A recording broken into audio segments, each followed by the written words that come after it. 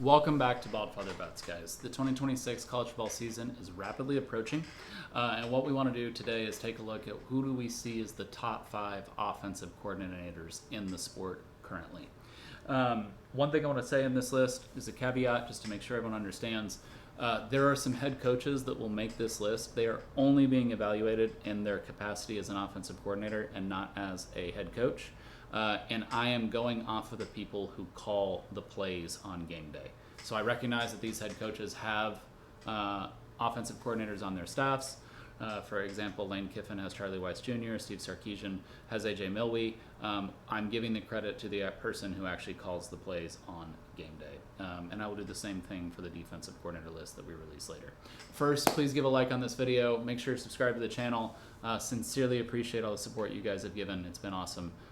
Thank you very much. Okay, so let's get to the list. At 5, we have Mike Denbrock with Notre Dame.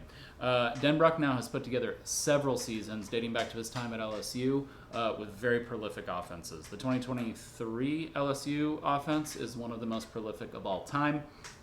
And then last year's team with Notre Dame ultimately had maybe the most powerful offense by the end of the year. Now, it's boasted a little bit because strength of schedule can't fully account for when you're blowing out mid-level competition in terms of efficiency and FPI metrics, but still what they did was phenomenal. And then you see, what I really like is you see the complete ability to work with different style quarterbacks, okay? Let's go Jaden Daniels, Riley Leonard, CJ Carr. You're talking 3 completely different type of quarterbacks. And everyone said, well, I don't know if this quarterback's going to work with Denbrock. He likes this style quarterback. And what do you know? He makes it work with all of them. I think he's phenomenal. I think he's innovative, and I think he's creative.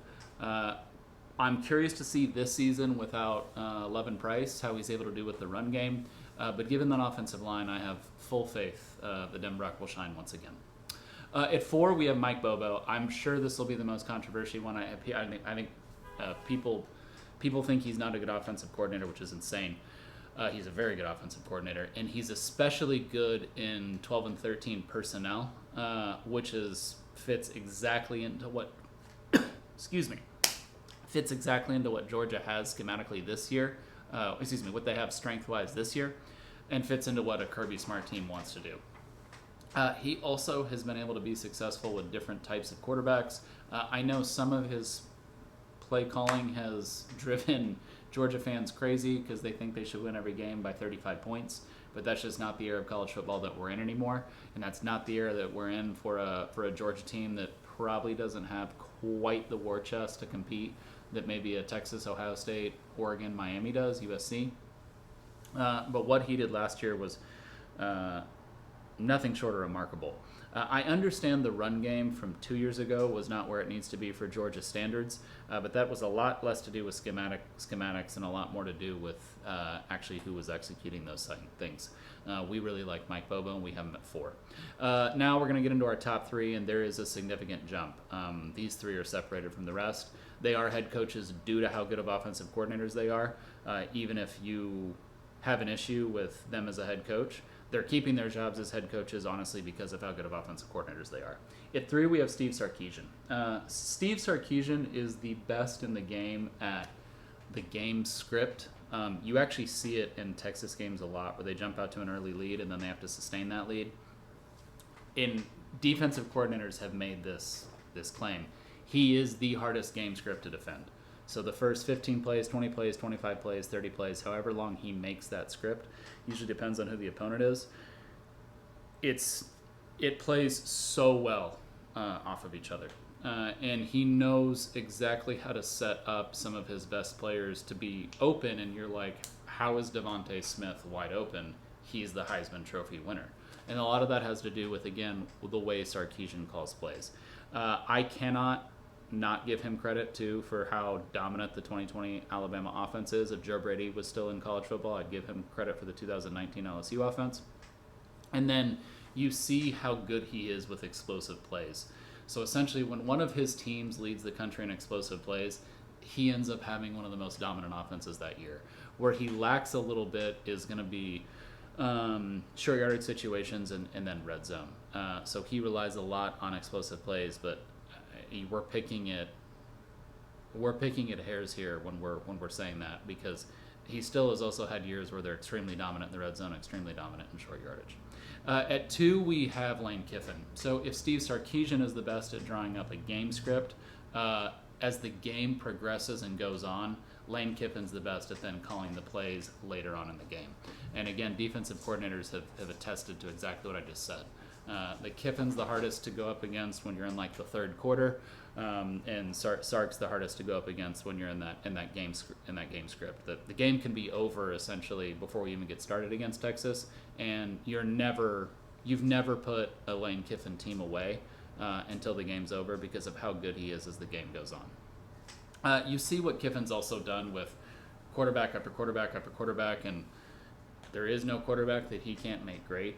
And then you see what he's done in terms of his versatility and learning over the years. A Lane Kiffin offense today is extremely different from a Lane Kiffin offense when he was at Alabama. You can just see in terms of the plays that they're calling, what personnel he's using, how much more diverse he is. He learns from his mistakes and he grows along with the game. And then number 1, Lincoln Riley. I would say Lincoln Riley is probably a little bit of a mix of both worlds. Not the best at the game script, not the best at calling plays in the game, but probably the second best at each.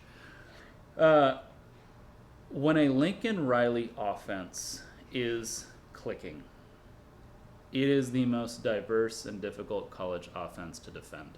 I want you to think a little bit 2017 Oklahoma, 2018 Oklahoma, 2016 Oklahoma, 2022 USC, 2022 USC.